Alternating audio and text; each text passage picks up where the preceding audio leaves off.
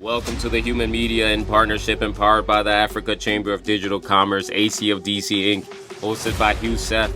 This podcast explores the latest trends and topics in emerging technology like blockchain, AI, and smart finance, and features insightful interviews with industry experts and thought leaders. As a driving force behind digital innovation and economic growth in Africa, ACFDC Inc. is proud to support the human media. Tune in now to stay ahead of the curve and join us in shaping the future of technology in Africa.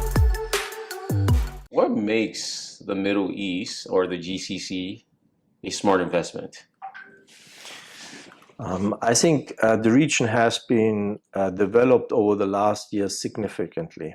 And also with Saudi Arabia open, let's say, the doors for investors and make it more comfortable for people, let's say, traveling to Saudi Arabia, investing in Saudi Arabia, building companies on the ground in Saudi Arabia. A huge GCC market got added, which were not like really accessible for outstanding companies or individuals. So this already makes a huge change in the GCC. You also have different ecosystems. Dubai and UAE is very much driven from companies coming from outside in. If you go, we've been, for example, on the Leap in Saudi Arabia and Riyadh, and you see a lot of companies which are developed in Saudi Arabia, and they're looking for the opposite. They're looking for inside out. So you have GCC with Saudi Arabia got an additional plus, for investors, not only to, let's say, incubate companies from outside in, also to develop local companies with local solutions for the markets here in GCC, MENA region, and as well in Africa. Because we always have also to consider that, let's say, a lot of African countries, they are Muslimic or like Islamic countries, and they would have more their approach, or they would see more like their legal entity or growth like in GCC in Saudi Arabia, and not maybe so much in Dubai. You know, it's interesting. I was just at the QEF, Qatar Economic Forum, 2 weeks ago now. Wow, time's flying by.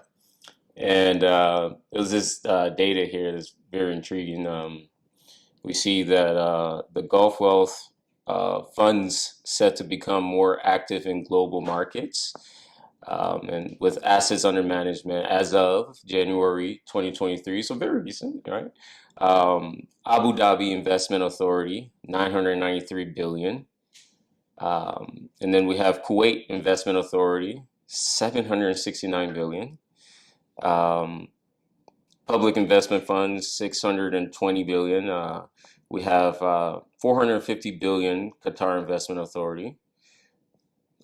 Just had a conversation with them, which was really awesome. Just super excited for what's going on in Qatar, by the way, and everywhere else in the GCC for sure. And then 300 billion Investment Corporation of Dubai. And again, highlighting what you stated, with both incubating local and also extending this reach. A lot of people, let's say, are coming to the GCC region and they have this imagination they get rich here. So of course, if they come to Dubai and see all of this high network individuals, Maseratis and Ferraris and Lamborghinis, you get the impression of it. But this is not really the strongness of the region. The strongest of the region is that you get the human capital here meanwhile, because you have a lot of expats here, a lot of entrepreneurs and so on coming to this region. Number one. Number two is you have a good infrastructure. Yes. If I compare even the infrastructure from Dubai to Germany, Germany is already behind. They just haven't realized it. So, and the third one, of course, is the capital.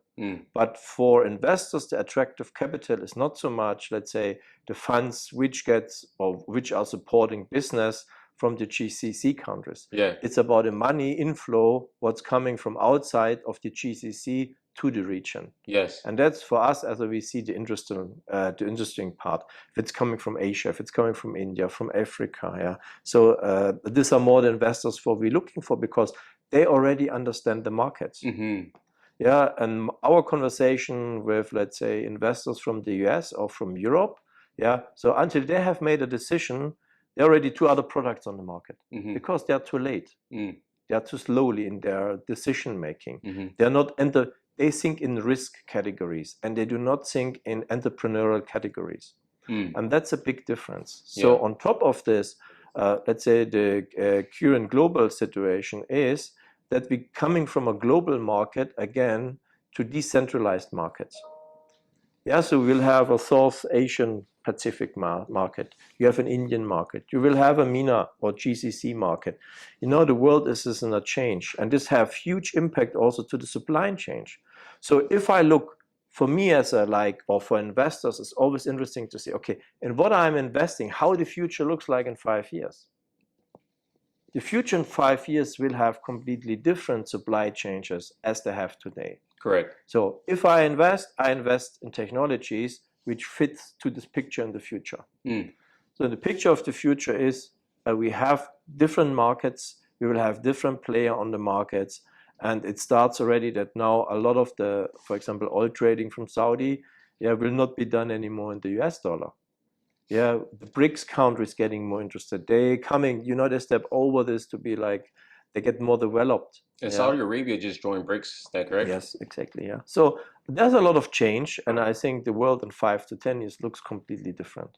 Yeah, and it's not that you just invest in equity of a company.